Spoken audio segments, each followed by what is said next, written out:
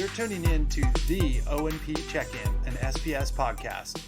I'm Brendan Erickson, a regional sales manager at SPS. And my name is Jacki Green, a marketing specialist at SPS. This show brings you the latest happenings in the O&P industry. We're unpacking trends and news from this tight-knit orthotics and prosthetics community. Thank you for joining us. Let's get started. TrueLife would like to remind both men and women to be aware of breast cancer and to regularly get into the routine of checking their breasts and chest area for any unusual lumps or changes. Don't forget to have TrueLife post-mastectomy products on hand for this busy time of year. The Smooth 4040 Harper is the newest and most comfortable bra in TrueLife's seamless collection. With a large size range, it is a perfect match with TrueLife's lightweight breast forms. Harper is trending to become the fall favorite. Ask customer service for more information and to add a core size range to your order. Amplify patient mobility with SPS's microprocessor promotion. From now until the end of the year, purchase a qualifying foot, knee, elbow, or hand microprocessor product and receive a JBL Flip 6 Bluetooth speaker. Browse the full list of microprocessors from top brands like Aether, Blatchford, Covey, Autobach, Proteor USA, and more. Plus, shop and save with additional promotions from Steeper USA and Oser. Visit the promotions page on spsco.com or type in MP2023 to view qualified devices. Hello, listeners. I am excited to welcome Hanger Clinic's Director of Patient Advocacy and Education, Leslie Green. I'm so glad to be here with you today. Thanks for having me. Yeah, welcome, Leslie. Thank you so much for joining us. I'm very excited for this topic. So we're going to discuss access to educational resources and support groups for patients with limb loss and limb difference. So can you tell us a little bit about what you currently do in your role as Director of Patient Advocacy and Education at Hanger Clinic? And then feel free to kind of expand how you got into your role as a whole. As Director of Patient Advocacy and Education at Hanger Clinic, I have to tell you that I have the best job in the entire company. When we talk about what I get to do, it's probably the most exciting thing that anybody gets to do. I get to collaborate. I collaborate with clinicians and care coordinators and office administrators from coast to coast. We work together collectively to make sure that the patient experience is one filled with resources and education. And this includes patients who wear orthotic devices as well as prosthetics. What we collectively do is make sure that nobody feels alone in their experience or that they have to figure it out. Being able to come alongside and help the clinicians and the office staff out in this role is priceless. I work with individuals who will be experiencing limb loss, whether partial or whole, those who have already experienced limb loss, again, either partial or whole, and those who are legacy wearers of both orthotic and prosthetic devices.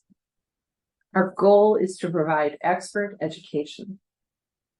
I moderate 21 nationally attended education and wellness programs. These are fully interactive and full engagement communities where we have experts come in and thoroughly provide education in content-specific areas. A few of the different areas that individuals may attend are programs for those who might have diabetic concerns. Another program for people who are new to limb loss, or those who've never had time listening to experts talk about things such as what constitutes a dynamic foot, what's a K level, or how do you make sure your sock ply is correct. Being able to hear these things over and over and help the patient make sense of it helps them not just survive limb loss, but thrive. I also get to collaborate with hospitals and surgeons. I get to work with physical therapists and occupational therapists and rehab centers as they too work diligently to change the experience and make sure that education is embedded for those who are undergoing limb loss. Like I said, I think I have the best job in the entire company. So how did you get into this extremely niche field? It has been a marvelous adventure. It has included 35 years of advocacy, starting as a inner city South Philadelphia housing social worker, and then moving into school social worker. After that, I became a principal in an elementary school setting for a few years, and followed that up with some time as a family therapist. Then I decided to go into teaching, where I taught 5th grade for 18 years and 2nd grade for 3. On weekends, I was a graduate adjunct professor teaching graduate education courses. I don't know that we touched on the fact that I am an individual who thrives with bilateral below-the-knee amputations. And of course, like so many people who have limb loss, this was not expected. I did have a really unique experience in becoming an individual with limb loss, in that I also had cancer simultaneously. 2 days apart, I learned first that I was going to lose my right leg to an infection from a surgery with complications. And 2 days later, I received a call telling me that I had cancer as well. And I'll tell you which one I wasn't afraid of. I wasn't the least bit afraid of cancer, which might sound strange, but it's because I knew what was going to be available for me in terms of how it was received when I would tell friends that I had cancer. I knew that there was a less likely chance of a fear base because of all the work that Susan G. Komen and before her Estee Lauder and Betty Ford had done to change the experience of cancer. No longer do patients sit in dark rooms dreading what's coming next. There's plenty of education and support for that. Amputation terrified me.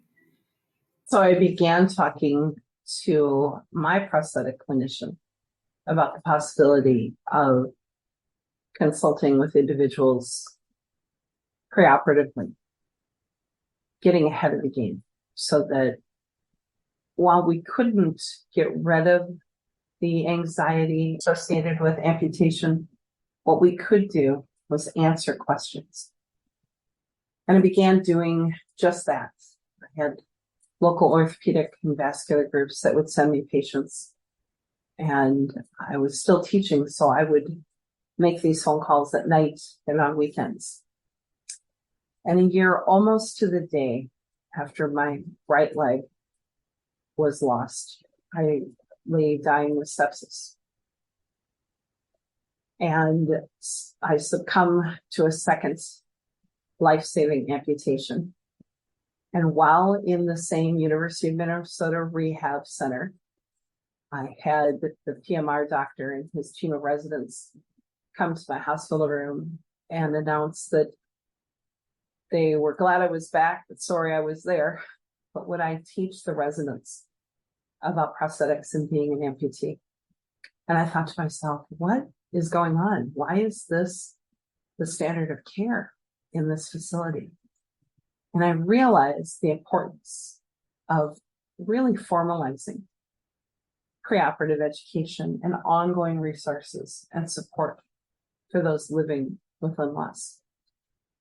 And as my clinician teased me, telling me that I might as well go ahead and build the programs now, that I had more credibility as an individual having undergone bilateral limb loss, I began the Balanced Amputee Wellness programs in the Twin Cities. And so what started with 7 people once a month meeting is now a nationwide program with almost 3,000 individuals registered nationwide, receiving education 6 days a week, twice a day. It's fully engaged. education. People are asking questions, thinking about their situations and learning that they don't have to navigate this journey alone. You might be wondering how it is that I went from doing it locally in the Twin Cities to doing it nationally. Well, that's a really simple answer. There is one gentleman that I credit with a great vision, and his name's David Brown. He's my director at Hanger Clinic. He had heard about me and then sought me out, first with a phone call and then with a life-changing lunch, where we discussed the possibility of my leaving my teaching career after 27 years and coming with Hanger.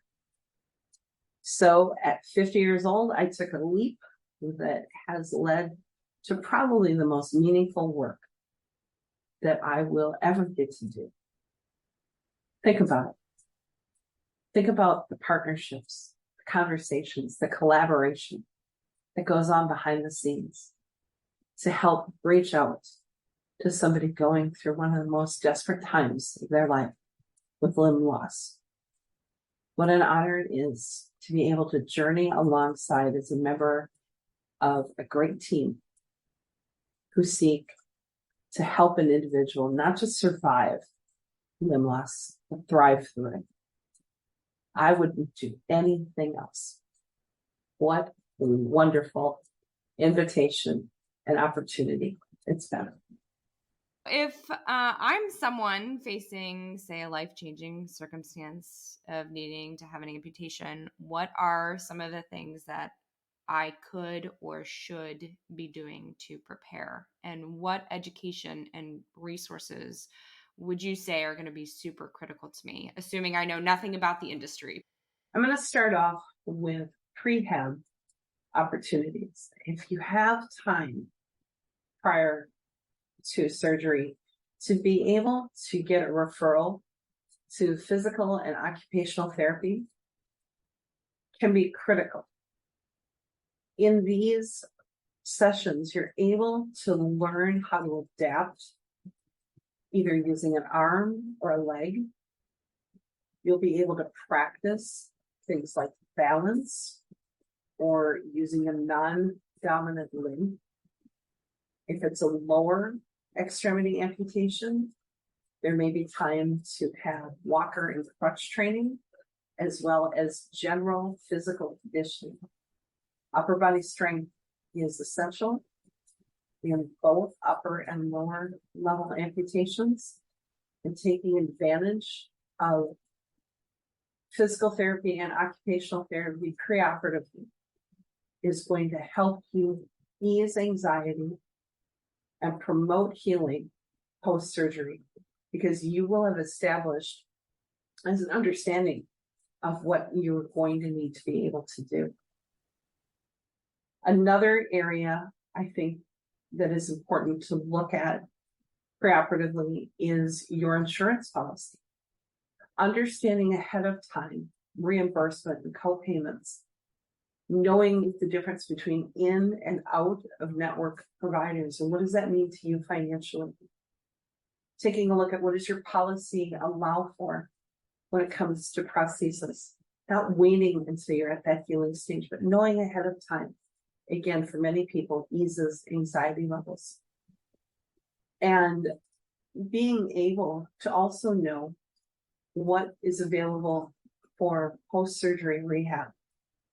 Is that something that is close by? What are some of the facilities that your surgeon prefers? Being able to visit them and understand what therapy looks like before you need it, again, helps you be ready emotionally to take on some diligent work that will lead to a more successful rehabilitation. I often recommend that individuals who are anticipating going through an amputation be in contact with their general physician to see if there are physical or occupational therapists who could make a visit to the home. The reason for this is being able to have somebody in that field make recommendations about adaptations that would be necessary in the home, whether that be walking through the environment, recommending things like throw rugs be taken up, lighting systems that have touch sensors be added for upper extremity limb loss, changes to refrigerator and pantry, moving foods that are heavy to lower shelves, placement of grab bars, having somebody in these two specialty therapies in your home preoperatively. They're going to see your house in a different way that you do and help you prepare to make the early adaptations so that you have the peace of mind of coming home at the appropriate time to an environment that is going to be safe and workable for you. A key team member for you to know about early on is the Americans with Disabilities. There are advocates who will help you navigate talking to your employer about an upcoming amputation and planning ahead for your return. They're able to work on your behalf to suggest reasonable accommodations and help you understand what your rights are as an individual who's been through a handicapped situation. Vocational education is available for individuals who have gone through limb loss. This service will help you decide whether or not you can return to your original work or if there's an opportunity for training for you to try out a new career path. Realizing that limb loss doesn't mean an end to what you can contribute in the workforce is important. And these consultations are available both pre and post-operatively. I'd like to take a look at some other pieces that are important to know preoperatively if possible. And here's where I recommend that the individual bring any family and friends to have conversations with members of the surgical team, to meet the surgeon, their PAs, to meet the rehab teams, physical therapists, the occupational therapists who will be at the referred rehab center. When you have so many people crossing your path each day, knowing who your key players are by name can be very helpful.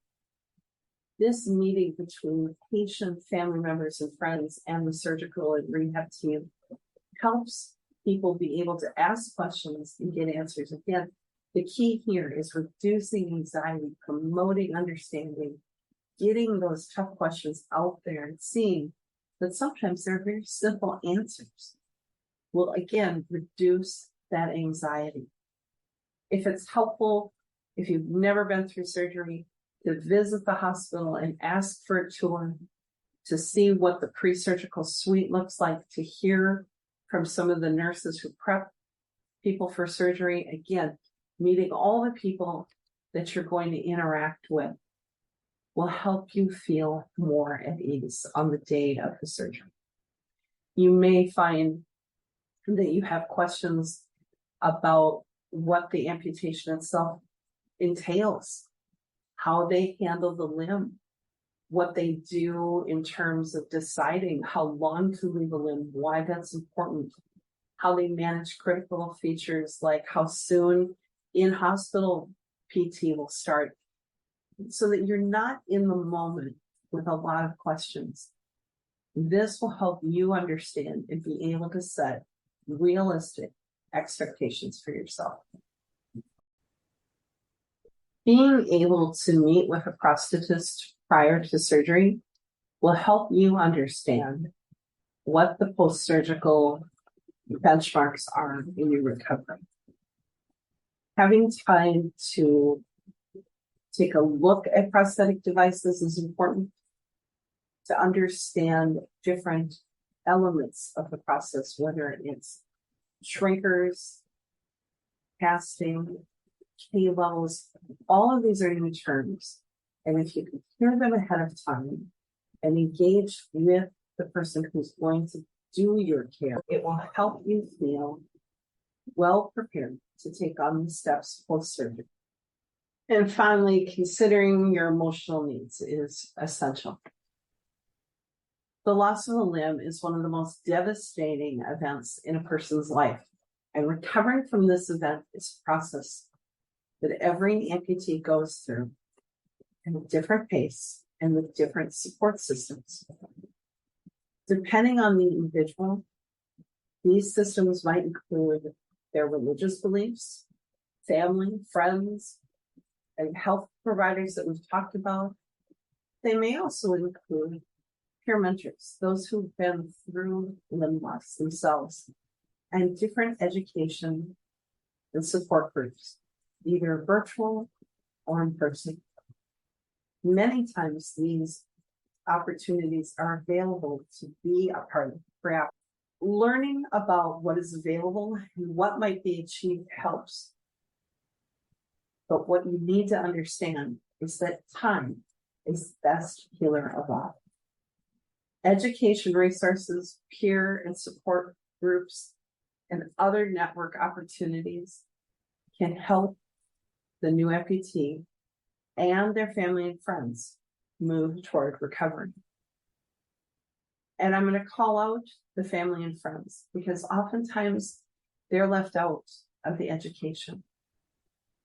And as care coaches, we want to ensure that their questions and their needs are met so that we can have a healthy relationship restored as quickly as possible. What do you think the future of education looks like in O&P, in the O&P community? And particularly, you've kind of been talking about where these gaps are, but like, how do we really start addressing them? This is a huge question, and I'm going to show you how naive. When I started to do this on my own before becoming involved with Hanger, I remember going to hospitals and thinking, surely when I knock on the door, the heavens will open and everyone will say, by golly, you're right. Let's do that at the very first point of diagnosis. And when that didn't happen, I thought, why not? And then I realized that we really have to take the cues from different fields that have done this well. And I keep going back to cancer because I think they really have the secret sauce in how they've done it. They've started at the very ground level. And this is my hope, and this is a passion of mine, is to start in medical schools and in nursing schools and in physical therapy schools and reintroduce amputation, not as ablation, but reconstruction. Change the mindset, change the attitude, change the approach.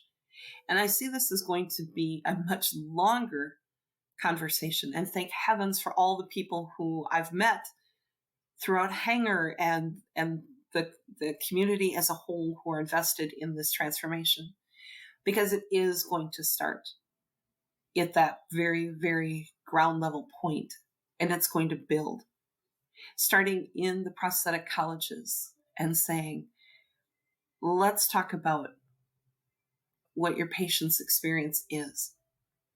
It's fantastic that we have technology that's being introduced in efficiency for developing devices, right? So now we can hone in more on the patient experience and the family member experience. Again, not so the clinician becomes a therapist, but they start to understand even more, because trust me, they know it, how important it is that we all work together to support, right?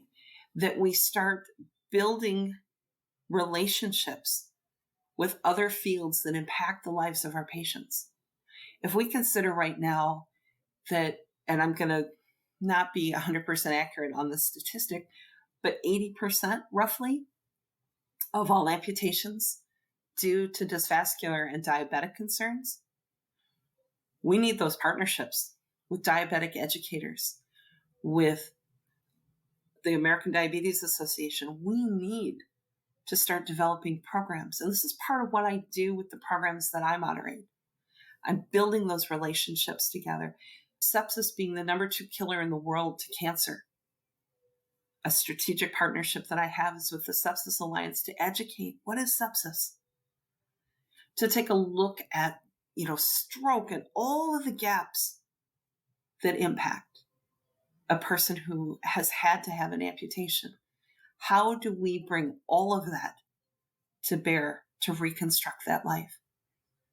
And we have these other foundations and we have these organizations, and it's getting the word out that we're willing and building that willingness to collaborate, outside of O&P, and bringing those partners in for a conversation at the table is going to do that.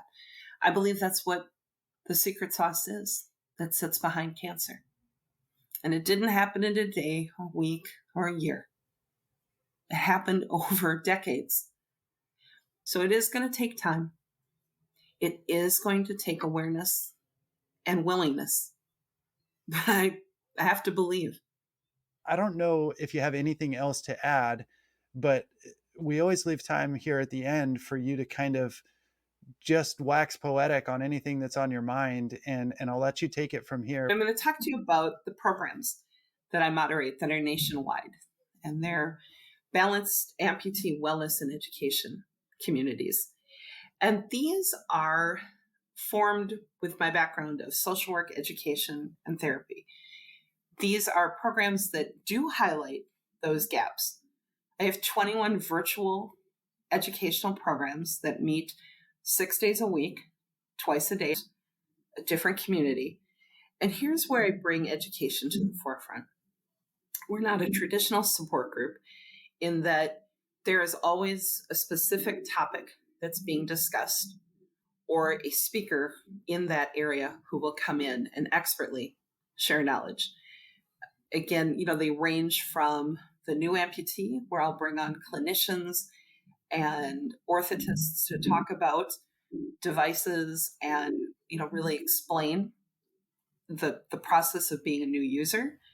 We have communities for national speakers where I bring in surgeons, research groups, companies that manufacture components, feet, liners, not so that patients go back to their clinicians and say, this is what I want, but so that they're aware. I want to make sure that individuals who've had limb loss are not the only people in the room without understanding of what's being discussed.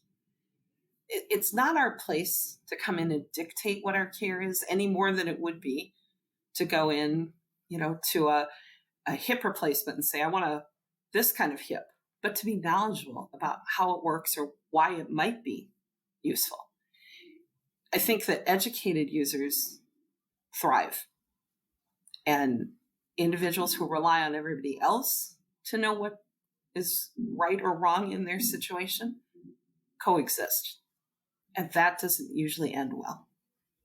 We have programs for individuals who have diabetes, who have gone through cancer with limb loss related, 21 topics. We've got syndicated talk show hosts for caregivers who come in and on Thursday nights help the entire support system to be functioning well and restoring themselves to their original roles. I had mentioned the Sepsis Alliance, helping people understand what are some of these catastrophic things that have befallen you and what do you need to know about your health going forward. The programs are open not only to the individual who's gone through amputation, but to friends, family members, coworkers. We want to make sure that everybody impacted by this is restored and returns to the life they want to live. These are free. They're open to hanger and non-hanger patients. They're nationwide and they're virtual. And I would encourage anybody to come and check them out and see if education doesn't make that difference in their experience as well. There is also a weekly newsletter that comes out. And in that newsletter, we have a link to Daily Dose of Orange Juice podcast. I got to tell you what the name means, because being a former teacher, we're all about the shtick, right? So Daily Dose of Orange Juice. Orange is the color for amputation. Juice is what gets things going. So it's your daily dose of orange juice that comes out in the morning. I know, really corny. I'm an old teacher. So in that podcast, we don't touch on anything medical, and we stay clearly in our lane. We don't recommend things prosthetically, orthotically that certainly we are not qualified to, but we will touch on things like, best ways to clean liners, looking at motivation, talking about things like grief comes out once a week as well. Thank you so much for joining us. For our listeners, if you would like to learn more about the balanced amputee wellness and educational communities and a daily dose of orange juice podcast for your patients, you can connect with Leslie on LinkedIn, or you can follow the link in our show notes. Thanks again, everyone. Thank you, Leslie. Thank you for tuning in to the O&P Check-in, an SPS podcast. If you haven't already, be sure to subscribe to the show on Spotify, Apple Podcasts, or wherever you listen to episodes. And while you're at it, rate and review the podcast to help fellow O&P professionals find us. Email us your topic suggestions and feedback at spspodcast@spsco.com. See you next time.